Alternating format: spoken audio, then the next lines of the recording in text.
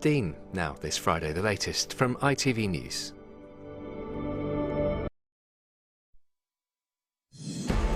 Royal Mail, a first-class delivery for investors as shares soar by nearly 40%. Even those with the smallest holding make an instant profit of £250. The taxpayer misses out on £1 billion. Also tonight, the politicians pile the pressure on a reluctant press to sign up for regulation. I think this is a good agreement because it will protect the freedom of the press to hold politicians like me to account, but it will also protect the ordinary citizens like the Dowlers and the McCanns. Syrian rebels stand accused of a massacre of Assad's faithful followers. A nervy night leaves England just one game away from World Cup action in Brazil.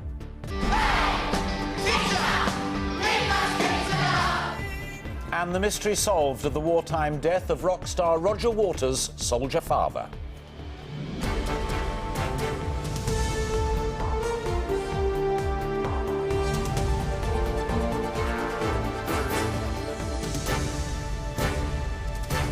This is ITV News with Alistair Stewart and Mary Nightingale. Good evening. Finally tonight, the wartime death of his father inspired Pink Floyd's Roger Waters to write some of his most powerful music. It featured in the film and the album The Wall, describing his anger at the British High Command for taking his dad from him at the age of just 5 months. But he never knew exactly how his father died, until now. Paul Davis explains how that mystery was finally solved. 7,000 Allied troops lost their lives in the Battle of Anzio as British, American and Canadian forces tried to push the German army out of Italy. Among those who died was Royal Fusiliers Lieutenant Eric Waters, whose youngest son Roger, on his mother's knee here, was just 5 months old at the time. Roger Waters would grow up to become a musician.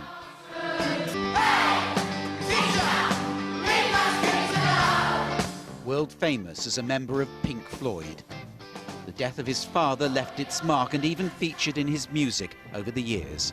And that's how the High Command took my daddy from me. My father is commemorated in this.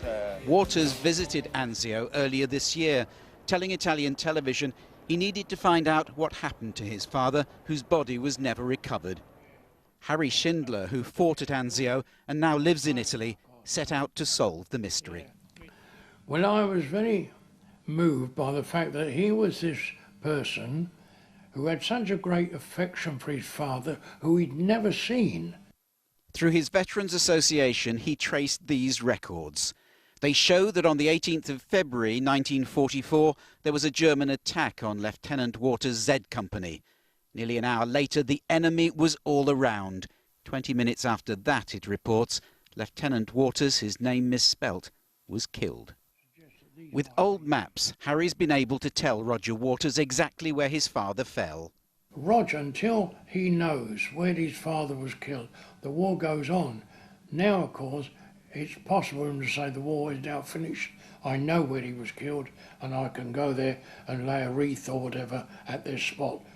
Speaking in New York, Roger Waters said, "I think it's extraordinary. I learnt that there's a possibility that I may be able to visit the spot where my father died. I am moved to tears by that." Early this year, he played a musical tribute to Anzio's war dead.